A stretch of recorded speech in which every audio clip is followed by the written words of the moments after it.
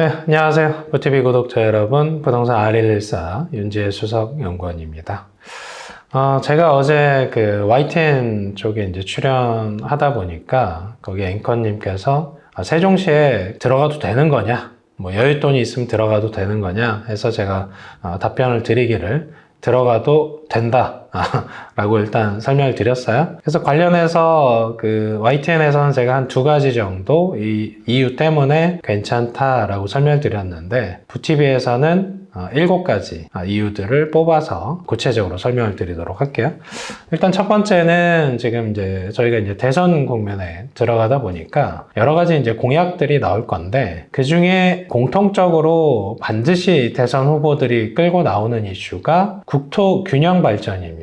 그래서 국토 균형 발전 관점에서 보면 세종시 쪽에 그 국회를 이전하거나 혹은 대통령실을 이전한다 라는 이슈들은 그 여야, 뭐 지금은 여야가 없습니다만 각 당을 불문하고 공약으로 끌고 올 가능성이 높습니다. 그러다 보니까 우리가 이야기하는 그 세종시 쪽에서의 행정수도 이 개념은 결과적으로는 국회와 대통령실이 이전을 해야 완성이 된다라고 볼 수가 있는데 이 부분들은 새 정부가 들어서 본격적으로 추진될 가능성이 높다라는 게 일단 첫 번째 이유입니다. 과거에 이제 가격이 급등했던 이유도 그때 당시에 2020년 당시에 국회 이전과 관련된 여러 가지 공약들에 의해서 가격이 급등했던 부분들이 있습니다. 그리고 이제 두 번째로는 세종시는 그 개발 계획을 보시면 1에서 한 6가지의 그 생활권이 있습니다. 그 중에 1에서 4가지의 이 주거 중심의 혹은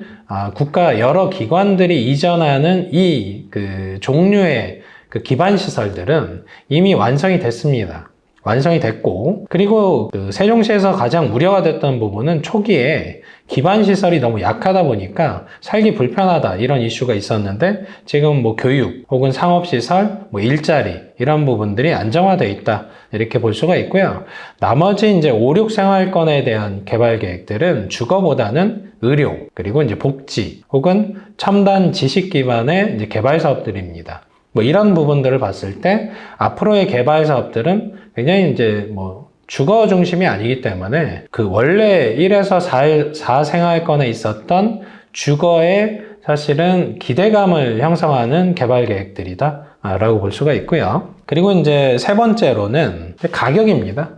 우리가 이제 수요자는 가격에 가장 민감하죠. 그래서 저희 부동산 R114 통계를 보시면 2020년에만 세종시가 65%가 올랐습니다. 한국부동산원 기준으로 보시면 아마 한 50% 오른 걸로 확인이 될 거예요. 그랬다가 그 2020년 말부터 지금 현재 2025년 4월까지 약 20% 정도 가격이 하락했습니다. 이렇게 설명드리면 65% 오르고 20% 빠졌으니까 그렇게 많이 빠진 게 아니잖아 이렇게 인식하시는 경향이 있어서 그 물건의 가격으로 다시 설명을 드릴게요. 그래서 전용 84제곱미터 기준으로 보시면 원래 2019년까지 한 4억 원에서 5억 원 정도 하던 시장이었는데 그게 2020년 말에 7억에서 이제 8억 수준이 됩니다. 2021년에도 이 정도 수준에서 움직였고요. 그리고 이제 20% 조정을 받으면서 현재는 5억 원에서 6억 원 사이에 해당됩니다. 전용 84 기준이에요. 그래서 잘 생각해 보시면 2019년에 4억 원에서 5억 원 사이였는데 지금은 5억 원에서 6억 원 사이니까 사실 그동안 그러니까 5, 6년 사이에 오름폭을 고려하시면 그렇게 많이 오른 건가?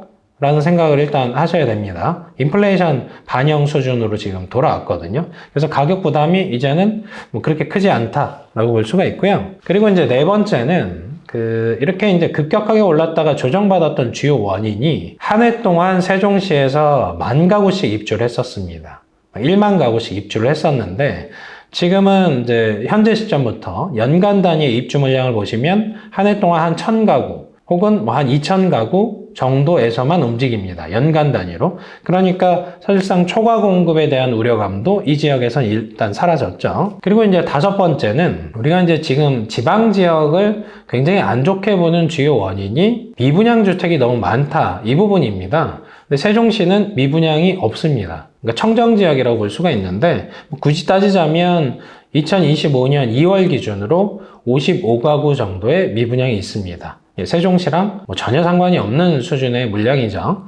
그러니까 미분양이 없다라는 것도 세종시에서는 뭐 기대감을 형성하는 요소고요. 그리고 여섯 번째는 이런 이제 공급적인 부분들을 설명을 드렸는데 결국은 수요 기반이 약화되면 아무 소용이 없겠죠. 중요한 지점은 전국에서 인구가 성장하는 속도가 가장 빠른 지역이다 라는 겁니다. 그래서 수요 관점에서 보시면 세종시 인구는 개별 인구를 빼고 세대 기준으로 우리가 이제 주택에 대한 걸 다루기 때문에 가구당 인구를 한번 보시면 현재 기준 2025년 3월 기준으로 16만 4천 세대가 가구당, 그러니까 가구 기준입니다. 근데 이게 2020년에 14만 4천 가구가 있었으니까 약 한 5년 사이에 2만 가구 정도가 늘어난 거죠. 그러니까 이 세종시와 관련된 그 주택에 대한 수요 그 개념에서 보시자면 수요 기반은 과거 5년 전보다 강화되어 있는 지역이다. 이렇게 보시면 될 것 같고요. 그리고 마지막으로 이제 일곱 번째 이슈는 이 세종시는 일반적인 그 지방 지역과 비교하기 좀 어려운 부분들이 일단 전국 17개 시도 중에 가구당 소득이 가장 높은 지역입니다. 그래서 가구당 소득으로 전국 1위고요. 약 한 8천에서 한 9천만 원 수준을 기록을 하고 있고 거기에 그 세종시는 그 인구 기반이 공무원 중심의 일자리입니다. 공무원 중심의 일자리라는 얘기는 일자리의 그 기반이 굉장히 탄탄하다는 거죠.